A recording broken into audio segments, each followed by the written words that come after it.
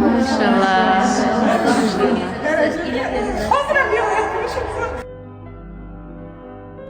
İki yıldan beri shunga kelaman, nargizaga kelaman. Keyin, ya'ni mol qo'y qilamizda biz. Ana sigirim tug'di. Xudo qudrati bilan qalbi buzoq mashundoqda. Yurishim shunaqa. Ukamda fermasi bor. Ukadan uni veterinarlar Germaniyada, o'zbek bola Germaniyada so'rab ber dedim. So'rab berdida, yo'q sutdan qiymasinlar dedi, massaj qilsinlar oyog'i. Massaj, men buzoq massaj qilaman, masalan. Keyin komfortli masala bilan qiling opacha dedi shuni. Qanaqa qilib qilaman? Odamlarga o'xshabmasa, odamlar oyoq qanaqa qilishib o'shanaqa qilasiz? Qalbi endi molxonaga o'tirib olaman. Soatlab buzoq mashinada yotadi.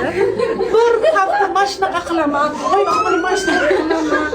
Endi anoda qo'shnilarim chiqib, so'y bor, bo'lmaydi 40 kilo go'sht bor. Kim yeydi uni boshida shirin go'sht?